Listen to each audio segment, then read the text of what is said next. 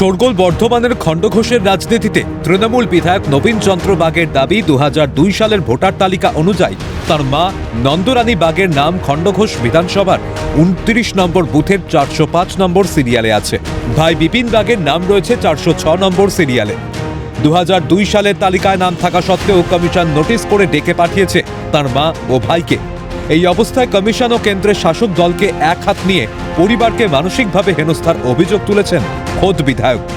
দেখুন, আমার মা তো ধরুন প্রায় 70 থেকে 75 বছর বয়স। এই বয়সে যে নির্বাচন কমিশনার যেভাবে আজকে হেনস্থা করছে, আমার মা কিন্তু খুব আতঙ্কিত। যেভাবে নির্বাচন কমিশনার এই বিজেপির চক্রান্ত করে আমাদের মাকে বা আরও সব যে সমস্ত মানুষরা আছে যেভাবে আজকে হেনস্থা করছে, এই হেনস্থার প্রতিবাদ কিন্তু আমাদের পশ্চিমবাংলার মানুষ দেবে। মুখ খুলেছে গেরুয়া শিবির। বিজেপি নেতা জগন্নাথ চট্টোপাধ্যায়ের মন্তব্য, এতে ভয়ের কি আছে? হিয়ারিংয়ে ডাকা হয়েছে, সঠিক কাগজ দেখালেই নাম বাদ যাবে না।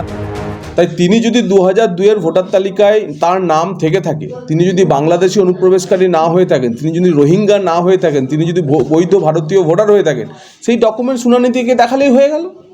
এটা নিয়ে এত ঢাকঢাক গুড়গুড় করার কি আছে? নিশ্চিতভাবে সে 2002-এর তালিকায় নাম পায়নি, তাই দিয়েছেন। অথবা 2002-এর হার্ড কপিতে নাম ছিল, বিএলও অ্যাপে তার নাম পাওয়া যায়নি, সেই কারণে বিএলও মাননীয় বিধায়কের পরিবার বা তার মাকে আনম্যাপড করেছেন। সে আনম্যাপড ভোটারদেরকেই এখন শুনানিতে ডাকা হচ্ছে।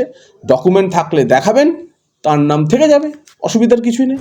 সব মিলিয়ে এসআইআরের খসড়া তালিকা ঘিরে ক্রমশ তুঙ্গে উঠছে রাজনৈতিক চাপানুতর।